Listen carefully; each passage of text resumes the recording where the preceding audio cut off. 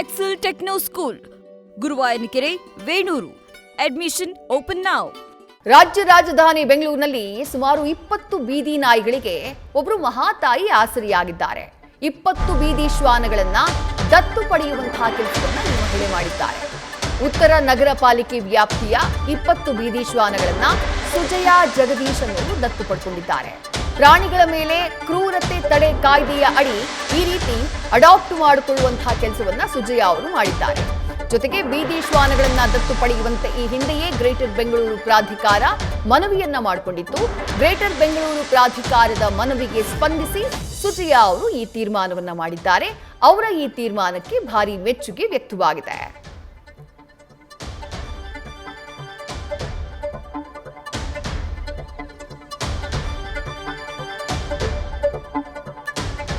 Silicon city ಬೆಂಗಳೂರಿನಲ್ಲಿ ಬೀದಿ ಶ್ವಾನಗಳ ಕಾಟದ ಪ್ರಕರಣಗಳು ಒಂದು ಕಡೆಯಾದ್ರೆ, ಆ ಬೀದಿ ನಾಯಿಗಳಿಗೆ ಆಹಾರ ಹಾಕುವಂತಹ ವಿಚಾರದಲ್ಲಿ ಆಗಾಗ್ಗೆ ಏಳುವಂತಹ ವಿವಾದಗಳನ್ನು ಕೂಡ ನಾವು ಗಮನಿಸ್ತೇವೆ.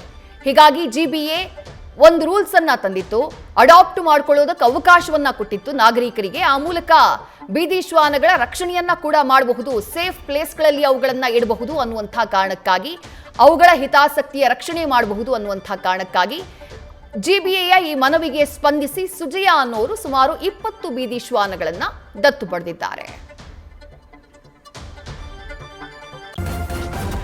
ನ್ಯೂಸ್ ಫಸ್ಟ್ ನಿರ್ಭೀತಿಯಿಂದ ನಿಮ್ಮ ಪರವಾಗಿ.